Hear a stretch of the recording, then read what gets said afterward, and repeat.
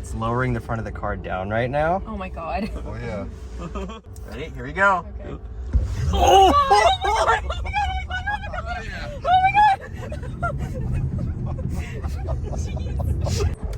Oh, jeez! Hey everyone, me Kevin here. In this video, you are going to get a complete review of the Tesla Model S Plaid. I think this video is important to watch whether you are a shareholder of Tesla or you're interested in potentially becoming a Tesla owner. I'm going to show you and tell you some things that might not be the most bullish about Tesla, but I'm also going to tell you things that I think are very bullish for Tesla. So in my opinion, you're going to get a very non-biased review in this video. Even though I'm a Tesla shareholder, I'm not going to hold back. I'm going to tell you why I think Tesla is able to increase their margins the way they are, because I think they're cutting some corners. Let's get into the review of the video. Keep in mind that I have had this Tesla since December 10th.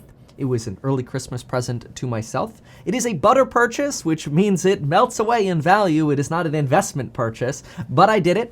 I did give my Tesla Model X, which is a 2017 model, which I'll be making some comparisons between. I did give that to my father, who is absolutely in love. And now I can say my dad rides my black X. So, Dad, Super. you like the X? Tell me about it. It's nice. But there are some things that this car has that the X didn't have, and there are some things that this doesn't have that the X did have. Kind of bugs me since I just paid over $148,000 for this car. The first of which sounds a little first world problem-ish, but the frunk is substantially smaller on this. Now it makes sense because this is a smaller car, or so it seemed, because this car actually, I'm pretty sure, and we'll put up the stats, is longer than the Model X. But because it's not as tall, the frunk is relatively small. On the Model X, you have a much deeper frunk, which I much prefer. I have a lot of stuff that I could put in the front. Can't put that much into here. Somebody could definitely crawl in, like fully crawl into the frunk, not that anybody ever would, of the other one, and you could close it comfortably. This, not happening. So it is what it is. It's a sedan. I get it. Maybe I'm being overly critical with that. One thing that the X had that was really annoying was when I went to close this with one hand, it wasn't possible. I'd either have to sit on it, which is a bad idea because then your pants could scrape up your hood, or you'd have to use two hands to close it. I'm going to try to one hand close this one. That's good. So they fixed that on the Model S, so that's good. Because this, if you have an older X, you know this was a big annoyance, and it was mostly something I think that Tesla just kind of failed to think about, that you should be able to close your frunk with one hand. Something that I did notice as well about the Model S is I pulled this up to a garage and I opened the back, and the Model X is really good about having sensors that know if you're going to hit something. I don't believe this has sensors if you're going to hit something. So the Model X, if you went to open the Falcon wings or the back, it would know if something was above you and it would not open just from whatever sensors it had. I don't believe this has that. I'm just going to kind of be here and yeah, no. Absolutely not. So if you park too close to a garage or something, this would definitely cause some damage to your back door. Now, in my opinion, and I've left the trunk kind of a mess, but that's okay, I just threw some things in here. We'll talk about the trunk in just a moment. In my opinion, that is something that a premium luxury car like this in 2021 should have. The back trunk shouldn't be able to smash into something without sensors stopping you. Now, obviously, the trunk is going to be a little bit smaller than the Model X. You don't have that same height that you do on the Model X, but again, makes sense. It's a sedan. Now, with the Model X, if you had all 7 seats out, you'd have less space in this trunk. The Model X was basically a non-functional trunk vehicle if you were using all 7 seats. This has a lot of nice space, and one thing, if you come a little closer, that's really nice here, is that this is pretty flimsy. So if you set heavy things on here, like in real estate, I used to set tile on here, you want a good support under this. This is pretty flimsy, so I don't love that, but one thing that is nice is look at this frame all the way around right here. That's actually quite valuable, because if you put this down, you want it to be able to support that weight, or if you have little kids that go back here, that's a good thing. The original Model X, all it had were these two little plastic pieces that stuck out like this to hold the whole shelf. And that was really stupid, because that actually broke and then I had to get it fixed. You do have a lot of little other nooks and crannies over here, nook over here. You've got a lot of another, I don't know what you would even call that, a little nook over there, although it kind of looks like, no, yeah, you could put whatever you want over there and cover it up with this little side panel here. So that's neat. This is kind of odd. This I don't love. You know, I just noticed this, but it's for what it is. If you come in a little closer here, for a $148,000 car, this shouldn't be unfinished like this, especially since if I peel this back, it's really just the body of the cars down here, and you could see some insulated foam. If you come a little, maybe stand up and come a little closer here, you can get a good peek in here. That's weird that it's like this. I mean, whatever. Nobody sees it. It's under here, but a little bit of that kind of classic Tesla fit and finish. Nah, it's okay. I imagine this has an auto stop if it hits on the way down. It does. Okay, but that's normal. You would expect that. Carbon fiber here, probably shouldn't try to close it from this. I don't want to cause damage to that, so we'll close this. Now, if you come close to this right here, when I go to unlock the car, that motor sounds pained. I don't know how long the servo in here is actually going to last when it's already making sound like that. Listen to this closely. I'm going to put my mic a little closer to it. I'm going to lock it here. Not so bad on the lock, but when I open this, it sounds pained. Now I like it, it's nice. One thing that you don't have on this though is the option to have self-presenting doors, and that was on the upper end model of the Model X. The doors would actually open, the handles would self-present and the doors could open automatically for you when you walked up to the driver door, which was awesome.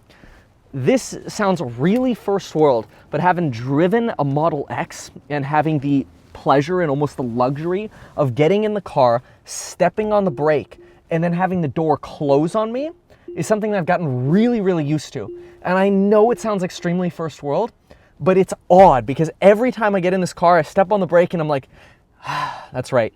I just spent 148 grand to do this.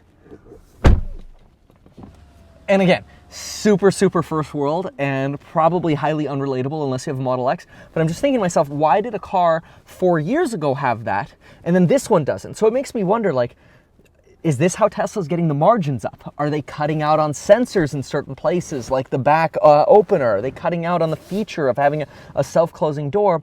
Bothers me a little. Now, inside, something I love, this feels really nice. The leather is incredible. Seats are really nice quality.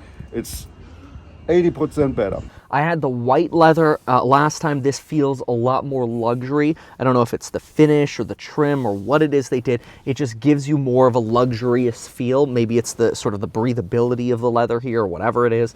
This feels a lot better than what the Model X had. So definite improvement there. Now, this one, I gotta say, I've got some beef with the steering wheel. And I love innovations, but this one bothers me. First of all, you're driving, you're in a panic. Oh crap, someone's cutting me off. Nothing happens. Why? Because in a panic, someone cuts you off. You want to honk?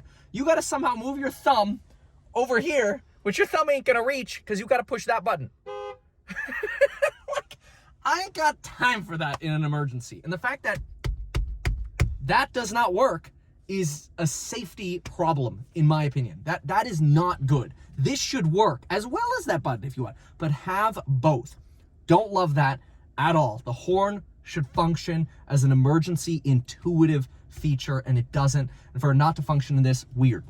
Another thing, the turn signals, I know in the future when we have autopilot, all this stuff is gonna be auto. Weird, the left and right here, but this is something to get used to. I can get used to the turn signals being right here. I will say what I do like is when I set the turn signal and then I'm on the highway or whatever and I change lanes, as soon as I'm done changing lanes, it automatically turns the turn signal off. See, like in the BMWs, if you would set the turn signal like halfway, it would just blink 3 times and assume you were done with the blinker after that, or you had to set it all the way and manually turn it off. This will turn it off once it senses that you've actually made your turn or changed lanes. Love that. That's a great feature. Now, in terms of driving, this is probably best suited for when you're actually driving. So let's give it a shot and I'll show you where my frustrations are. Before I show you the turning issue with this, let me also mention that I do think this is not as intuitive as it could be. If I want to go forward, I seem to always get this backwards. So I want it to go forward, but, and I kind of feel like I should pull it back to go forward. And I have my stuff on the floor there. I'll pick that up in a little bit. But you actually have to push the little icon forward, which it makes sense. It makes sense. Something else to get used to. I don't know if that's just a me thing, but I keep wanting to pull it back to go forward. I don't know why. But anyway, let's go. And this is where I kind of noticed my first annoyance is driving slow with this yoke. This is weird. Like I never want my arms to cross. This, in my opinion, is very dangerous. So like with a circular steering wheel, you could slide your hands around, but you can't really do that because it's a weird pretzel on this end and there's nothing to grab onto on this end. So I find myself kind of doing this, but then I'm also restricted with my range of motion. So in slow driving, this is weird. So if I go to make a left turn over here, what I found the best thing to do is palm this yoke right here, and then I can kind of get back to my original turn, and I still try to slide, but notice how my hand fell off there on the slide. I usually like my hand to stay having contact on the wheel while I while that turn finishes. That's something that I've just grown up with driving. So we'll do it again here. We'll do a left turn here. And again, I palm it, and I really have to kind of stay with it, which is just weird. It's just another step to get used to. That's okay. That didn't seem that bad because, again, it's just something that you have to get used to. But there are definitely at slower speeds times where it's like, wow, this is bizarre. Now, for driving faster, this is amazing. So if you're going to launch this, you go into Cheata mode and you're going to launch this, or you're just in autopilot, great. But again, if I go to let go here, there's nothing, and all of a sudden you're off the wheel. Kind of weird. Again, something probably just to get used to. But for autopilot driving, you get maximum visibility with this half wheel here. And I think that's really what the car is designed for, is that eventually you're just not going to have to touch this, with the exception of the little wobbles here. Now, one thing I was worried about upgrading to a newer Tesla was that because they have the in-cabin camera, I was a little nervous that privacy-wise, I just was gonna get a million more notifications about touch the wheel more often because I'm looking off into the distance or I'm changing the song or whatever. I timed the notifications because this does have an in-cabin camera, and I set it on autopilot on the highway, and I timed that it would generally ask me to wiggle the wheel every about, on average, 35 seconds. Sometimes it would go as long as 59 seconds without having me to wobble the wheel, but that was only when I was staring at the road with my eyes open, like this, just bluntly staring at the road, which generally people don't do. But if you're blinking, if you're looking around, you're gonna expect to wobble this wheel, yoke, whatever, every so about 30-35 seconds. And I found that that was true whether you were just looking at music, or I'm just gonna say it, if you're looking at your phone, testing purposes, if you were kind of just doing this even just for giggles, it still had about that 35 second cooldown in terms of when it would ask you to wobble the wheel. And that was on a highway with autopilot on. Now, another thing is if you're one-handed driving with your right hand, good luck setting the blinker. You're gonna have to get your left hand up here and a single hand drive with your left hand, which I suppose isn't that big of a deal depending on how you're used to driving. In the meantime though, something that I do really like is I love that you've got these built-in contact chargers right here. So you just plop your phone in here or here and your phone's charged in the spot. This is also pretty cool, is this little thing. You can kind of just pull this back and it opens up this whole segment. Your cup holders here, your little tray that you've got here. Something where you could probably hide things which nobody knows. Look at that. It goes down even deeper into this black, and this goes down deep. I mean, you could definitely put 2 or 3 handguns in there and nobody would know. Not that I have any. Oh, look, I didn't even know this. The cup holder goes back. Oh, that's incredible. Oh, and you have USB-C plugs down here and a cigarette lighter. That is incredible. I did not even know those were under the cup holder. 2 USB-C plugs. That's pretty cool. See, even I just discovered that. This also opens up to another little compartment that you've got over here. So I love everything about the inside. I mean, very minimalist, great. One thing that does bother me is the whole, like, when you opt in for the self-driving beta, you will end up having nightmares about your safety score. I woke up at 2 a.m. yesterday and swear I saw my safety score was like 70, and I'm like, oh my gosh, what did I do wrong? And I was up for an hour sweating about, oh my gosh, what's my safety score? And every time I would look at my phone, I didn't have a safety score yet. So I've had the car 4 days now, and still no safety score. Now, in fairness, I did opt in late on when I turned on my safety score, so it's probably been about 48 hours-ish that I've been opted in on the safety score. Still no score. I hear rumors that you have to drive at least 500 miles. I don't know when I'm actually going to get to 500 miles. Kind of inconvenient because I want to experience the full self-driving beta as soon as possible, which is actually one of the reasons I got this car, because the Model X would need a camera hardware upgrade in addition to the chip hardware upgrade, which I had already gotten. But the camera hardware upgrade is not available yet.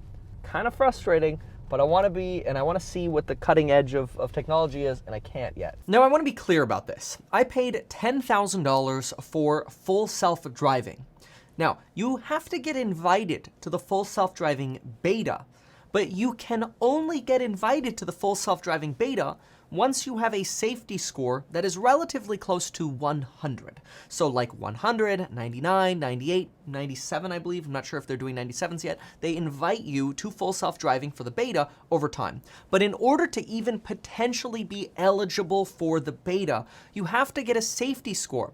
I've spoken to many people who have given me troubleshooting tips like reinstall the apps, make sure you're updated, make sure you're close to Wi-Fi, try a different phone. I have used every method possible. I have taken this car to Tesla service, and Tesla service literally just told me, quote, be patient. I will put up on screen their service letter saying nothing's wrong, just be patient. And I hate to say it, but folks, I am coming up on 1 month of owning this vehicle. We are at 29 days of owning this vehicle, and I still do not have a safety score with about 500 miles on the car. It's really frustrating because I bought this car because I wanted to do videos showing off the self-driving of this car. So I spent $148,000 excited to just potentially get invited to the full self-driving beta. I'm not asking to skip anyone in line. I'm just asking the car to even give me a chance to get in line. It's kind of like everybody's in line for the full self-driving beta, and I try to get in line, and there's a security guard going, no, no, no, you're not allowed in the line. Like, I'm not even allowed to get in the line because this is what I get. I kid you not, it has been 29 days, and this is what I have. So I will say, extremely frustrating. So if you're getting this car and you're gonna pay the $10,000 for the full self-driving beta and you think you're definitely gonna be able to get in line, hold your breath, okay? You might not. You might never be able to get in, which is extremely frustrating. And nobody at Tesla actually gives a crap about helping you, because I called in, they said, sorry, nothing we can do, just wait. The service center, sorry, nothing we can do, just wait. This is clearly a bug when other people are getting a safety score within 24 hours of owning the car, and it literally says the safety score will be available after your first trip, but it's not. I have to say, I'm pissed off. I'm really upset about Tesla with this. Now, I will say, as a Tesla investor, honestly, this means there's still so much improvement for Tesla. And I've always said that once Tesla deals with all of the problems they have, I'm not going to invest in Tesla anymore, because that means we've probably reached peak potential. So as an investor, I actually like sometimes that Tesla still has problems, because it means we're going to have lower adoption. We're not going to get to that mass adoption just yet. And that's okay, because there's enough Tesla demand right now to maximize production at Tesla factories. But when we get 2 years down the road, these problems better be fixed, because then Tesla's going to have more gigafactory capacity, and we're going to need those perfection buyers, the Mercedes and the BMW buyers who are like, I want it perfect. I want the horn to work. I don't want to have to move my finger to press the horn in an emergency. If I pay $10,000 for full self-driving or more in the future, I better have a safety score after my first trip, like the app says. When those people start adopting Tesla, then I think that's where Tesla becomes the max mainstream that it can go. And then that, in my opinion, is where we start getting potentially to peak style growth. Maybe that won't happen until 2025, 2030. So ironically, the more of these little annoyances I have, the more it's a sign to me that Tesla still has that room for growth and improvement. Because as long as you have room for improvement, you have room for growth. So I know this is like a really twisted way of looking at it, but I will say, I'm frustrated. I'm extremely frustrated that I went from a Model X, which I cannot get full self-driving in the Model X, which is a 2017 vehicle, because it doesn't have the updated cameras yet. And you can't buy the updated cameras yet, even though Elon Musk said, hey, we're coming out with the updated cameras soon. Now, I hear rumors that they're coming out with the updated cameras for the Model X, and I bought a new car to experience full self-driving, and I still can't because I don't get a safety score. So I kind of personally feel screwed. I feel like I got taken advantage of. I don't know what I'm doing wrong, and nobody at Tesla can tell me if I'm doing anything wrong because I've gone through all the troubleshooting steps and I'm still not getting what I feel like I paid for. And again, I'm not asking in an entitled way to get to the front of the line. That's not what I'm asking for. I just do feel like I'm getting ripped off. Now let's talk about my experience with a launch mode or a Cheata mode. This is basically where you hold down the brake of the car, then hold the gas after putting it on drag strip mode. You could choose to wait for peak performance or not, which it shows you on screen. And then you let go of the brake and the car launches. This is where you get that about 1.9 second 0 to 60. Take a look. Oh, cheap! What the beep beep? Oh, beep! Oh my god! Now I want to say, I have tried launch mode on dry roads, bumpy roads, dusty and rocky roads, and wet roads. And I will say, the car handles amazingly in all of them, even when you're launching the vehicle. On dusty and rocky roads, you could feel some of the traction lose on some of the wheels, but the car seems to auto-correct that extremely well. The same is actually true on wet roads. When I launched this vehicle on a wet road with no other vehicles around, I could feel my back right tire about 3 times during the launch freeze up and then continue to go. I believe this is because the electronic motors are making about 1,000 adjustments per second to these tires to make sure you're maintaining traction. It's extremely difficult to spin this car. And so even in a launch mode while it was raining and launching the vehicle, I felt traction lose about 3 times. The car stopped that tire until it regained traction and then continued driving through a launch. I've also taken the car to a complete stop, turned the wheel all the way in and on wet roads in the rain, and stepped on the gas just to see if I could fishtail the car, and I was not able to. I would feel that back tire, in this case, much more frequently stop, so it kind of make this bumpy whoop, whoop, whoop, whoop, whoop feeling as it was basically maintaining traction, but I could not get the car to spin, which in my opinion, phenomenal in terms of safety. Now, something I do like about the screen though is it's very responsive. So if I want to move things around, I mean, this is like an iPad. So if you've got the map here, if you want to see where the superchargers are, I can click on these. I could see that 6 stalls out of 20 are available. Now, unfortunately in my Model X, I had a lifetime supercharging for free. Here I'm going to get charged. Because it's a new vehicle and that lifetime supercharging does not carry over. I still have that X though, since my dad's driving it, so technically we still have that free supercharging in the family. But anyway, rates are posted. Obviously, they give you idle rates and peak rates at different times. But the responsiveness of this, very, very good. It's much more enjoyable than in the Model X. In the Model X, even playing games was almost impossible because of how slow the screen was. So over 4 years, they've absolutely sped this up very, very well. The sync works well, and the voice activation actually works quickly and promptly. So let's give it a shot here. We'll do a live test. Play Danger Zone. Okay, we'll do live timing in terms of how long it takes. It says playing Danger Zone. My volume might be low. Oh no, there it is. Okay. So that gives you a little bit of a real example without any speeding up in terms of how long it took for that to react. Not bad. If I did that on the Model X, it would have taken at least 5 to 6 times as long, if it even worked. Now, one thing that I did notice that was really weird and threw me off the first time was if I was playing music through the infotainment system and then I switched to my phone, let's say I want to play Iris by U2. I press play here. I can verify that we're on Tesla Model S. I could see it's playing, but it doesn't automatically transfer over. It doesn't automatically start playing. It still says Kenny Loggins, Danger Zone here, while my time is ticking on Iris U2, Hold Me Close, right? Weird. So I feel like it should automatically take over. It took us quite a while to realize that there's actually this button right here. And if I click here, then it transitions over. So, okay, little quirk, little thing to get used to, not that big of a deal, but otherwise much more responsive infotainment, Bluetooth, and everything in the 2021 model here compared to the 2017. A lot of improvements. I will say before we go to the back of the car, in terms of self-driving, this car will change lanes substantially faster than any self-driving vehicle that I've seen before. And I actually purposefully set my self-driving to a distance of 5 seconds following another vehicle. And when it comes to changing lanes, I am a big fan of the slow modes. I believe that's under customize. Here we go. Speed-based lane changes. I have it on mild. Because I don't require a confirmation for when it changes lanes. It kind of can just do it.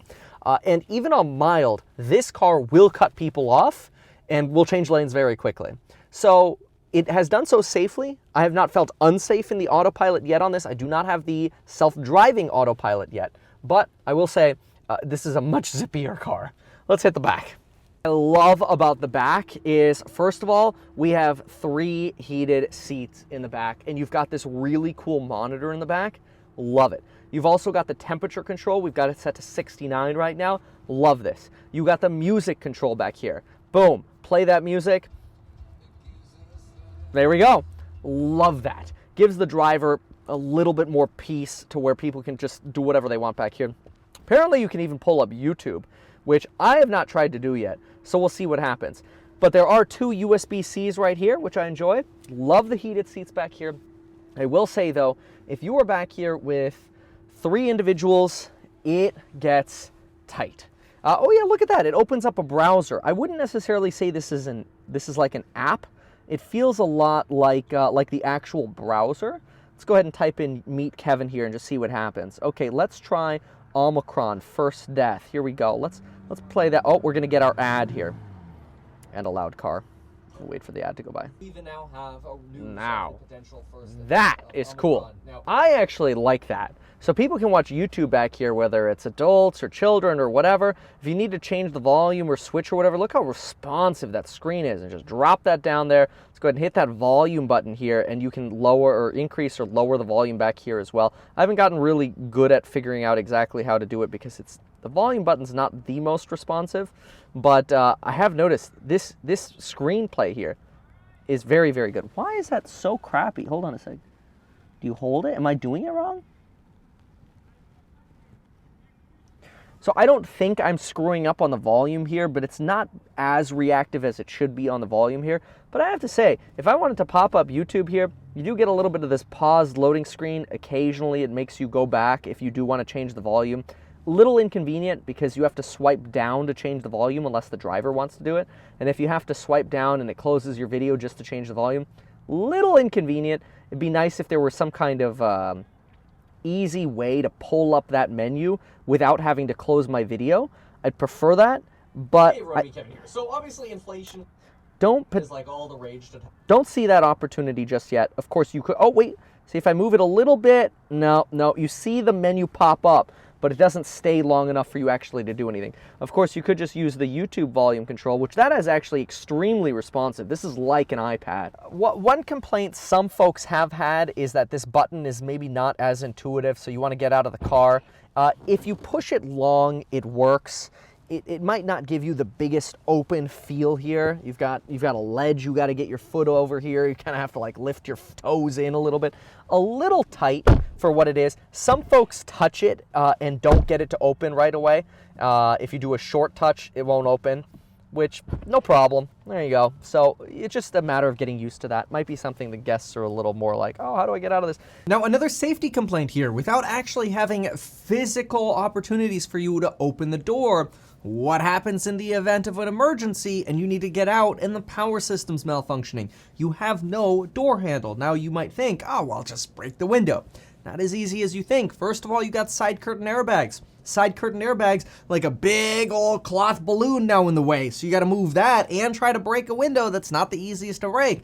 Best option tends to be your elbow. But you're probably going to break your elbow doing it. One of the best options could potentially be the glass above you by just leaning back and kicking the glass up above you. Probably the best way since a lot of the ceiling in the car is glass on the inside. And then again, getting out, you're kind of biffing up the side a little bit. Not that big of a deal. mostly because I'm the driver. I did also notice that if you wanted to upgrade these calipers to red, you'd be paying about $10,000. In my opinion, not worth it. But I have to say, otherwise, the car, really impressive. I like it. I know I've listed a bunch of complaints here. Is it worth $148,000? God, no. Buy Tesla stock instead. Now, people get mad at me when I say that because they're like, dude, how could you recommend people buy stock but then not buy the car? Like, that would bankrupt the company. People are going to buy the car anyway. They're not going to listen to me. I mean, if you're watching this video, there's a chance you want to buy the car, or you just really like Tesla and the car company, which is fine. And look, as a Tesla bull, I tell people, buy the stock, not the car. Here I am. I bought it. This is butter. Butter melts away. This is not an investment. But hey, if this can make me appreciate where Tesla's going more, and I can start understanding, okay, where are we cutting from margin, or where are we cutting from the car to try to improve the company's margin, like we mentioned, the back hatch, the doors self-presenting and self-closing. Some of these things, they make me just understand a little bit more, okay, now I see how they're getting away with increasing their profits and potentially taking away some features. Are those going to alienate customers in the future? What they've done? Probably not. Minor nuisances and annoyances? Sure. Would they prevent me from buying this car? Like, if somebody told me those things up front, would I not buy this car? No, because it's fun as anything. The Cheata mode is crazy. It's a fun experience. It's going to give me an opportunity to get into the full self-driving beta. Sure, I could have gotten into that, though, getting a Model 3 or Y. So again, is this worth it versus like a 3 or Y? Probably not. The 3s and Ys I've driven, the new models, phenomenal. Really tight steering. You really feel like the car is well put together at higher speeds. You didn't feel that. You didn't have that in 2017 Model X's. They felt a lot shakier and looser. In fact, I'll say it. I have taken this car, the fastest I've ever taken a car, which was previously a record held by a Mercedes SL, an old one from the 90s, on the Autobahn in Germany. Totally legal. That was about 137 miles an hour. And I had death grip on the steering wheel, and I felt like the car was, like the bolts were going to start coming off because everything was shaking. Older car. This vehicle, I have taken 140 miles an hour. I didn't even realize I was going any faster than 90.